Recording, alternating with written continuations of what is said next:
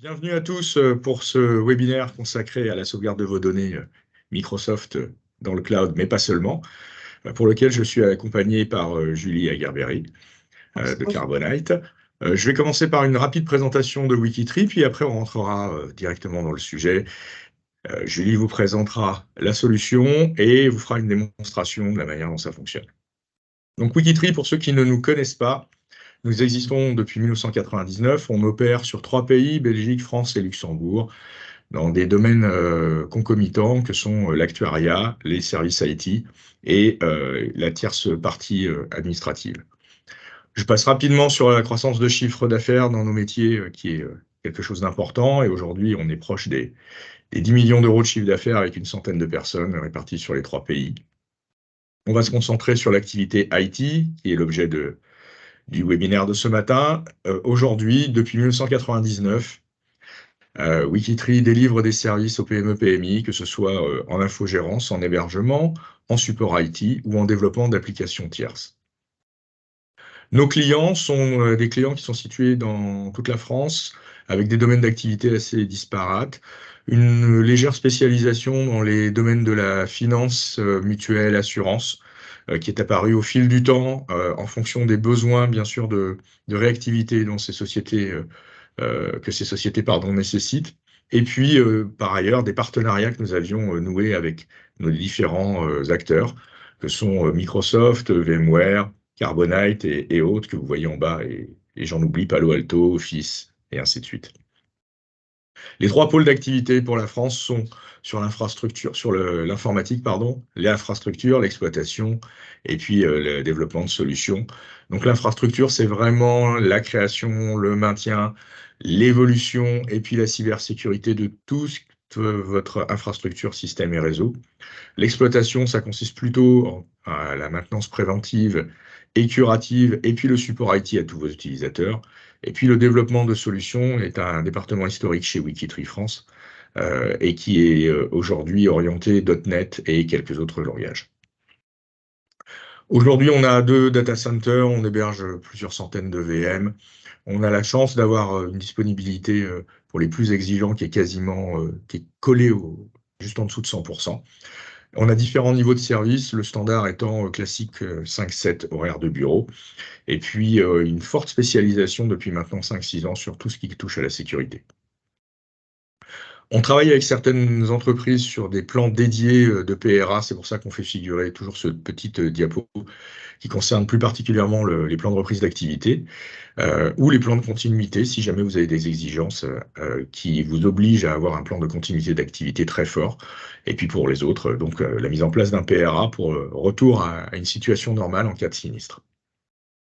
Je passe sur la fibre noire et puis simplement sur la cybersécurité. Aujourd'hui, on travaille beaucoup avec des solutions comme Palo Alto, comme VadSecure et autres. Et ce matin, on va parler en particulier, et c'est pour ça que j'ai pas fait de slide dédié sur cette partie-là, à la sauvegarde du poste de travail et de tout ce qui peut se trouver dans le cloud. J'espère que j'ai pas été trop rapide jusqu'à présent. Je vais pas tarder à pouvoir laisser la parole à Julie, simplement pour vous dire que sur cette diapo, on voit un petit peu la manière dont on se déroule le support IT chez nous. Bien sûr, cette présentation, vous pouvez l'obtenir depuis notre site directement, ou je peux vous l'envoyer sans aucun problème. Les applications métiers, pour terminer, pardon, sont des applications qui sont développées, comme je l'évoquais, en .NET, avec plusieurs domaines d'activité, le commerce, l'immobilier, l'industrie et l'éducation notamment.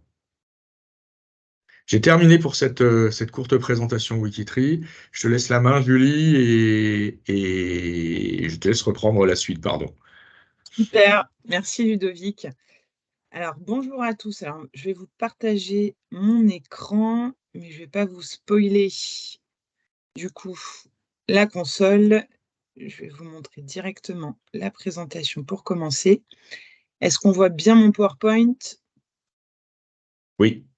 Super, génial. Bon, encore merci Ludovic pour cette organisation. Merci pour votre participation. Alors, juste, je redonne en quelques mots, l'entreprise qui est en fait OpenText. Donc, OpenText, OpenText, qui est un éditeur canadien-américain spécialisé de base dans la GED. Donc, ça a été le premier éditeur mondial à dématérialiser tout ce qui est facturation en 95. Et ensuite, il y a 4 ans, OpenText a fait l'acquisition du groupe Carbonite. Donc Carbonite, qui est éditeur américain depuis 2005 dans tout ce qui est la protection des données à travers des solutions de sauvegarde pour les serveurs, les postes de travail, la suite Microsoft et autres, mais qui est aussi service provider parce qu'on a aussi nos propres data centers. On gère plus de 14 pétas de données en direct avec nos propres solutions pour nos milliers de clients à travers le monde. Et on a fait aussi sous Carbonite en fait l'acquisition de technologies éprouvées pour le marché européen, à savoir DoubleTech pour tout ce qui est migration et haute disponibilité, mais aussi eVault pour la partie sauvegarde de serveurs, et également Webroot pour tout ce qui est antivirus, protection DNS, sensibilisation aux utilisateurs. Et d'ailleurs, ce qui est très intéressant sur la partie Webroot, c'est que on a ce qu'on appelle le Bright Cloud Threat Intelligence, qui a été le premier moteur d'intelligence artificielle web en 2010, qui permet justement vraiment en temps réel de détecter, de contrer tout ce qui est cybermenace, cyberattaque. Et c'est pas pour rien que les plus gros acteurs de la sécu de ce monde nous utilisent d'ailleurs dans leurs propres solutions. Et pour ne pas les citer, on retrouve notre technologie chez Cisco, chez Palo Alto, chez Citrix et j'en passe. Donc aujourd'hui, on a vraiment un nouveau portefeuille sous l'entité du coup OpenText Cybersecurity qui permet de faire d'une part la sécurité des données, donc avec toute la suite Webroot, mais aussi de l'email encryption, et également de la protection des données, donc avec le Carbonite Server Backup, donc pour sauvegarder les serveurs physiques, virtuels. Et je fais une petite parenthèse sur ça qui n'est pas des moindres, c'est qu'on est capable avec nos solutions de sauvegarde, donc non seulement de sauvegarder on-premise, mais aussi en mode SaaS ou en mode hybride, plus de 200 en fait OS. Donc on est capable de supporter tout ce qui est AS400, HPUX, Sun Solaris, Ubuntu, du VMware, de l'Hyper-V, etc. On backup également tout ce qui est des données des postes de travail. Si jamais vous avez encore un serveur Exchange et que les utilisateurs donc stockent leurs données sur leur poste, on a une solution pour ça. On a la partie C2C, donc qui est là notre acquisition en fait du groupe Microfocus, chez qui il y avait la solution Cloudoli. Donc ce n'est pas encore rebrandé en Carbonite, mais ça va l'être sous peu. Vous savez ce que c'est en informatique, hein, c'est un monde de Pac-Man et le côté marketing arrive bien après. Et donc ça s'appelle la Carbonite Cloud to Cloud Backup Console. Et enfin, pour la mobilité des données, on a toute la partie donc High Availability et Migrate, donc qui nous vient de l'acquisition de DoubleTech. Et donc ça, c'est pour faire de la migration any to any, donc du P2V, du V2P, du V2 Cloud, du Cloud to P, peu importe. Et de la High Availability, d'ailleurs que préconise également Wikitree aujourd'hui, pour faire vraiment de la haute disponibilité sur des serveurs critiques de niveau 1, qui permet d'avoir la donnée disponible en temps réel si jamais il y a un arrêt sur un site. Et donc là, pour le webinaire de cette matinée, on va se concentrer sur notre solution donc C2C. Alors C2C, pourquoi? Parce qu'en fait, c'est la seule console au monde qui permet, dans un seul et même espace, de sauvegarder les données chez Microsoft 365, chez Google Workspace, chez Salesforce, chez Box et chez Dropbox. Parce que la plupart des clients, malheureusement, ne savent pas que leurs données ne sont pas sauvegardées chez ces gros services providers, notamment Microsoft. On pense que quand on va dans le SaaS, tout est inclus. Donc, il y a beaucoup de choses qui sont incluses. C'est une très bonne idée d'y aller, mais en fait, pas tout. Ce qu'il faut surtout savoir côté Microsoft, parce qu'on fait un focus ce matin, surtout sur 365, c'est qu'il y a dans les conditions de service, vous savez, les fameuses conditions qu'on ne lit jamais, pas que chez Microsoft, hein, chez n'importe quel fournisseur de services, d'offres ou de matériel. Il y a ce petit alinéa qui est l'alinéa 6B qu'on pourra vous envoyer également, qui écrit, où il est écrit noir sur blanc, qu'en cas d'interruption de service due à une défaillance de matériel, une catastrophe naturelle, une erreur humaine ou autre, Microsoft s'engage à vous restituer votre service, mais pas vos données. ça, les données, c'est la responsabilité du client. Gardons en tête que les données d'une entreprise sont l'ADN de l'entreprise. On l'a vu ces dernières années, ces derniers mois, bon nombre d'entreprises qui ont été cyberattaquées, qui ont payé soit des rançons, soit qui ont carrément fermé leurs portes à cause de cette perte, qui a arrêté carrément leur business. Donc, c'est important de savoir qu'aujourd'hui, il faut mettre de la sauvegarde dans Microsoft parce que vous utilisez de plus en plus toute la partie collaborative, donc il y a la partie Exchange, mais aussi les SharePoint, les OneDrive, les Teams. On y met des données de plus en plus sensibles également, donc il vous faut absolument une solution de sauvegarde. C'est obligatoire. Ce n'est pas un service aujourd'hui qui est encore proposé par Microsoft. Et donc, Microsoft pousse encore aujourd'hui à prendre un tiers de confiance pour protéger vos données à ce niveau-là. Alors, nous, on arrive du coup en tiers de confiance. On est sur un modèle qui est en SaaS to SaaS, donc on se connecte directement en fait à votre tenante via un compte admin du tenant, tout simplement. C'est une solution qui est all inclusive parce qu'on a d'inclus donc le stockage et la rétention en illimité. Et le stockage se fait dans du AWS France. Alors, c'est volontaire de notre part de ne pas proposer de stockage Azure, par exemple, parce qu'on a trouvé judicieux de proposer un autre service provider pour le stockage, pour qu'en cas de crash côté Microsoft, que ce soit sur le service 365 ou sur les data centers, que vous puissiez tout de même avoir accès à vos données, du coup, par un autre biais.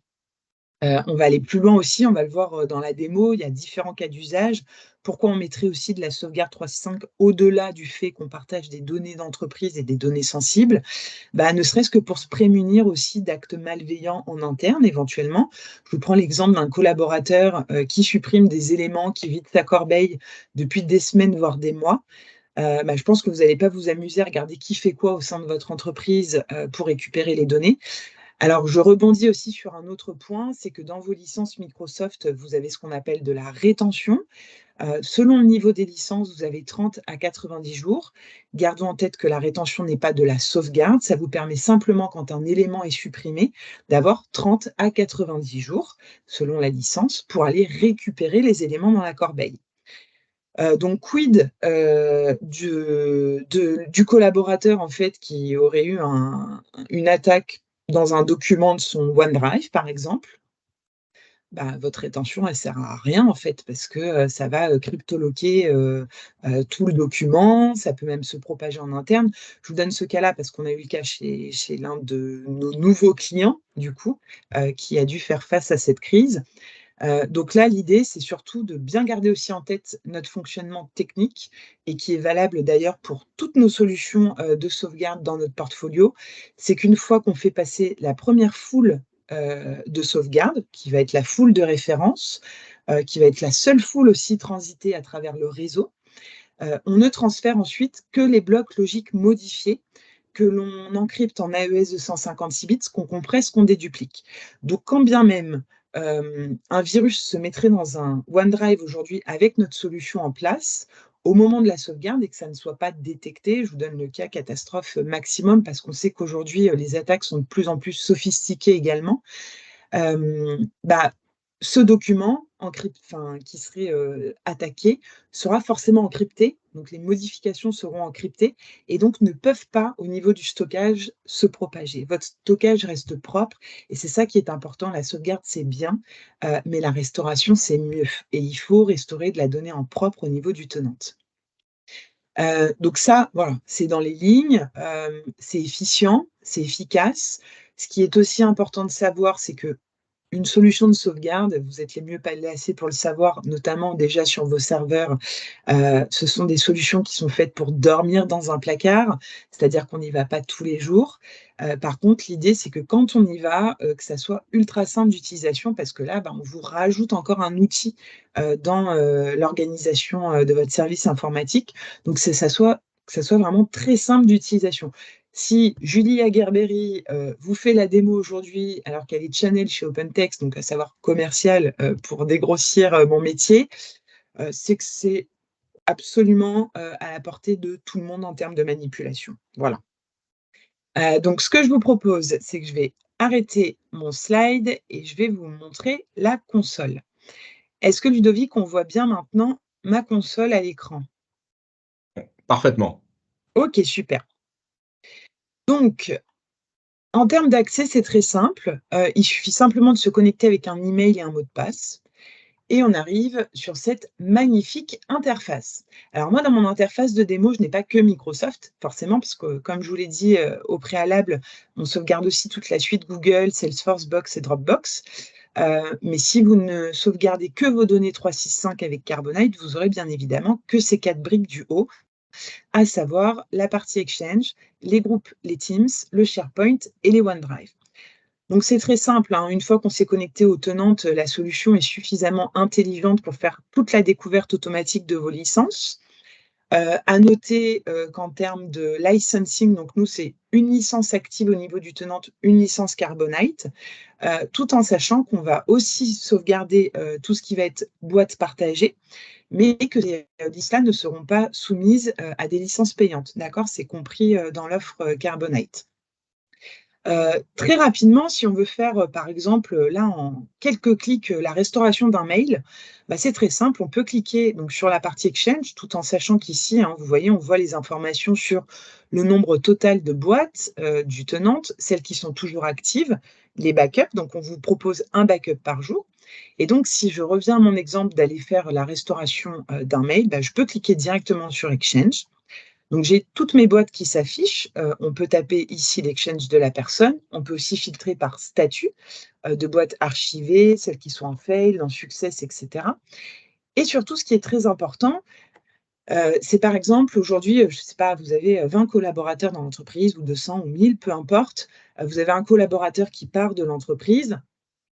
Sa boîte, donc sa licence, vous allez très certainement soit arrêter de la payer à Microsoft, soit, attribuer la licence à un autre utilisateur. Sachez que quoi qu'il arrive, sa boîte va se mettre en archivé dans la console Carbonite, ce qui veut dire que vous aurez accès aux éléments de la boîte tout au long de votre utilisation de Carbonite. Donc si vous êtes client 5 ans et que dans 5 ans, vous avez besoin de restaurer des mails de cette boîte archivée dans une boîte active, vous pourrez le faire. La rétention est illimitée. Donc ça, c'est plutôt pratique. Si je prends par exemple des boîtes, de personnes qui sont au service comptabilité ou juridique, où il y a des données, un peu plus sensibles qui sont échangées, que pour d'autres services, par exemple. Donc là, je vous donne un exemple sur une boîte active. Je vais cliquer sur ma boîte. Donc ce qui est chouette, c'est que j'ai toute l'arborescence, qui va s'afficher. Pour faire ma recherche de mail, je peux choisir une date en haut. Je peux également aller dans les recherches avancées ou aller directement dans la boîte de réception. Alors ce qui est très important, c'est que vous voyez, je peux sélectionner donc mes mails, parce que là, je n'ai pas fait de pré-recherche. Je vais triple cliquer, vous voyez, sur le mail. Pour des questions de confidentialité, vous ne pourrez, peu importe votre niveau d'administrateur, dans la console, ouvrir les mails, ni ouvrir d'ailleurs aucun élément dans Carbonite. Il faut forcément faire une action de restauration ou d'export pour avoir accès à la donnée. Donc ça, c'est très important, surtout au regard du RGPD. À noter que la solution est déjà, certifiée ISO 27001. Côté RGPD, on répond à tous les critères, toutes les catégories, tant au terme de stockage, qu'en termes, de droit à l'oubli. Parce que si demain un utilisateur vous dit: «Bah, voilà, par exemple dans mon OneDrive, j'ai tel dossier qui s'appelle Julie perso, je veux que vous le supprimiez, lors de mon départ», vous pouvez à tout moment ici, via le chat en direct avec une super équipe humaine, ce ne sont pas des robots, dans la minute, faire la demande au support et ça sera, supprimé dans la foulée, dans la rétention et de manière définitive. Et donc vous aurez un mail de confirmation que ça aura bien été fait. Je referme, ma parenthèse RGPD et donc j'ai sélectionné mes 3 mails et j'ai le bouton ici tout simplement Restore qui va me permettre de restaurer soit à l'original, donc dans le compte de l'utilisateur qui nous l'a demandé ou alors dans un autre compte. Donc ça, c'est plutôt sympa et pratique. Ou alors vous pouvez également exporter vos données, donc là sous forme, de téléchargement ou alors si vous avez votre propre stockage dans Amazon, dans Azure, dans Box, dans Dropbox, vous pouvez également à tout moment sortir vos données. Je fais également une nouvelle parenthèse sur ça, la donnée vous appartient. C'est vrai que quand on commence à aller dans les services comme Microsoft, comme Google ou autres, c'est très compliqué le jour où on veut sortir, ou alors ils vont vous sortir une facture à triple ou quadruple zéro pour vous dire: «Ah bah, vous voulez récupérer vos données, bah, vous allez devoir payer tant, pour les récupérer». Là, du coup, on contourne un peu le système, parce que vous allez pouvoir du coup, vous les exporter directement, sur site, si vous le souhaitez, ou ailleurs, en propre. Voilà. Donc ça, c'était pour un premier exemple. Vous avez également l'onglet Job qui va vous permettre de voir, bah, les différents jobs, de sauvegarde, de restauration, d'export qui sont en cours, ceux qui ont réussi, ceux qui ont partiellement réussi, le pourquoi du comment. Voilà, donc tout est expliqué, il y a des alertes automatiques si ça se passe. Et ensuite, le vrai bouton, en fait, le vrai espace, si je puis me permettre, de l'espace, bah, pour faire, en fait, vos propres restaurations. Donc, je vous ai montré un exemple depuis l'accueil juste avant, mais là, ici, si on veut aller, par exemple, restaurer un document dans un OneDrive, bah, il suffit de cliquer sur OneDrive, de taper le OneDrive de la personne chez qui on veut aller faire notre restauration, ensuite d'aller dans Actions. Donc dans Action, on peut choisir la date à laquelle on veut faire une restauration ou rechercher un élément avancé, par exemple le nom d'un document, le nom d'un dossier. Et si là, je clique sur Continuer, bon là, évidemment, vu que je n'ai pas donné de paramètres spécifiques, on va voir toutes mes sauvegardes. Voilà, donc vous voyez, on fait bien une sauvegarde par jour. Et si je vais par exemple dans celle du 6 novembre, bah, je vais avoir vraiment toute l'arborescence de mon OneDrive. Donc je peux aller me balader. J'ai toute l'arborescence qui s'affiche, donc dans les documents, je peux aller dans les dossiers, les sous-dossiers. Et ensuite, je peux donc sélectionner ce qui m'intéresse. De la même manière que pour les mails, vous voyez, j'ai beau triple-cliquer, je ne peux pas ouvrir l'élément. Et ensuite, donc j'ai 2 possibilités, soit de restaurer, donc on va me proposer au moment de la restauration soit de remplacer, soit de bypasser, soit de dupliquer la donnée. Et pour le download, on va me proposer donc soit de l'exporter en zip, soit dans mon Azure, dans mon Amazon, dans mon Dropbox, dans mon Box, voilà. C'est aussi simple que ça. Vraiment, l'idée, c'est que vous y passiez pas 4 heures, que ça soit fluide, instantané, parce que généralement, quand on a perdu la donnée et qu'on se rend compte qu'on en a besoin, bah, c'est pour tout de suite. L'avantage aussi qu'on soit sur un modèle en SaaS, tout ça, c'est qu'on n'utilise pas votre client pour faire les sauvegardes et restaurations, donc ça se fait quasi instantané, selon la taille des éléments que vous avez à restaurer. Si c'est quelques mails, dans la minute, c'est fait. Si c'est des dossiers de plusieurs gigas, bon, ça se fait en quelques minutes, voilà. Enfin, c'est vraiment très rapide parce que c'est le lien entre les serveurs Microsoft 365 et entre les serveurs de stockage chez AWS France. Autre point au niveau de l'activité, vous avez le système Activity, bah, qui vous permet en fait de voir absolument toutes, les tâches qui ont été faites dans la console depuis votre utilisation, que ça soit au niveau des sauvegardes, des exports, des restaurations. Mais vous avez également un audit de sécurité et ça, c'est pas du luxe. C'est vraiment toutes les logs des administrateurs dans Carbonite, parce que vous pourriez aussi avoir plusieurs administrateurs en interne. Une personne qui, quand elle se connecte, ne voit que la partie Exchange et ne peut, restaurer que les exchanges de certains utilisateurs, ou qui va tout voir, ou qui va tout voir mais ne peut faire aucune action. C'est vraiment une solution à la carte. Le but, c'est que ça s'adapte, à votre service informatique et de manière très simple. Et donc là, on sait à quelle heure moi je me connecte, on sait si je fais un export, si je fais une restauration. Donc pareil, si je vous reprends le cas du collaborateur qui quitte l'entreprise en mauvais termes et qui était administrateur dans Carbonite, ben, on peut savoir s'il essaie de faire des exports de données avant son départ ou des restaurations ailleurs. Et dernier point, au niveau, des paramètres, donc vous pouvez être plusieurs à recevoir aussi, les tâches, d'export et de restauration qui sont faites. Si vous êtes le super admin et que vous avez plusieurs administrateurs en interne, vous serez le seul éventuellement averti de tout ce qui a été fait en export et restauration. Et si également vous avez, une solution de double authentification pour la connexion, vous pouvez également, l'intégrer dans Carbonite pour vos connexions. Donc là, je vous ai dégrossi la chose. Je vous rappelle de nouveau que vous avez un chat ici en direct. Donc c'est un support qui est ultra réactif. S'il y a quoi que ce soit, il vous aide. Ça, c'est plutôt chouette. Et puis sinon, bah, il y a le support également Wikitree, qui est à votre disposition. Exactement. Voilà, et qui s'occupe très bien de ses clients et futurs clients. Voilà. Et donc j'ai fait le tour de la console. Voilà. Est-ce que vous avez des questions? que vous pouvez soit écrire dans la conversation, soit nous poser en direct. Voilà, et donc pour le licensing, juste, c'est une licence par compte actif. Donc, C'est si ça. vous avez 100 licences, vous prenez 100, 100 comptes actifs, vous prenez 100 Mm. licences. Si vous avez des boîtes partagées, ce n'est pas soumis à licence. Tout est inclus, tout est illimité. Alors, on a... Il y a une question. Donc, on peut procéder à toutes les sauvegardes possibles et imaginables, ainsi que les restaurations, j'ai bien compris. Dans quelques mois, j'aurai oublié une partie de tout ce que vous avez dit, donc j'aurai un chat de secours ou la possibilité de téléphoner à Wikitree. Très bien. Si, dans 3 ans, pour une raison absolument inconnue, je décide d'arrêter l'abonnement, toutes mes données seront stockées chez AWS, n'est-ce pas? Bon, Oui. Ils seront chez vous. Est-ce Oui. que moi, je les perdrai ou j'aurai une possibilité de continuer à avoir accès ou je devrais tout rapatrier sur un autre cloud? Vous devrez tout exporter sur un autre cloud. Je pourrais donc, j'aurai toujours besoin d'un cloud toute ma vie.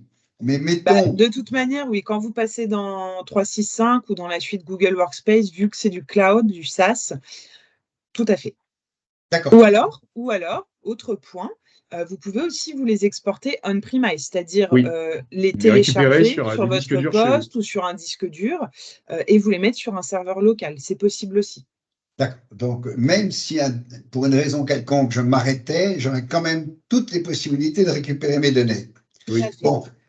Maintenant, vous n'avez pas parlé, mais c'est sans doute volontaire, encore du système d'abonnement. Ah, ça, c'est Ludovic qui annonce les bonnes nouvelles. D'accord. Ah bon, il a l'air très content. Oui. Alors, le système d'abonnement, il est assez simple. Je vous partage mon écran. Vous le voyez? Oui, oui. Voilà. Donc, là, il y a une offre qui court jusqu'au 31/12/2023 qui donne une bonne réduction par rapport au tarif initial. On est à 2,50 € par utilisateur et par mois. Ça veut dire que ça fait 30 € par an et par utilisateur. Merci. Il y a une question sur la partie chat qui concerne les éventuelles prestations de paramétrage et d'accompagnement. Qu'est-ce qu'on entend par là? Il y a des sociétés qui préfèrent qu'on exécute nous-mêmes le paramétrage immédiatement et qu'on vérifie et qu'on monitore le fait que ça se passe bien. Et il y a des sociétés, notamment quand il y a un responsable informatique sur site, qui peuvent le faire parfaitement sans nous. Donc c'est pour ça qu'on prévoit les deux cas. Je vous propose qu'on termine ce webinaire maintenant. Très bien. Je vous souhaite une excellente journée à tous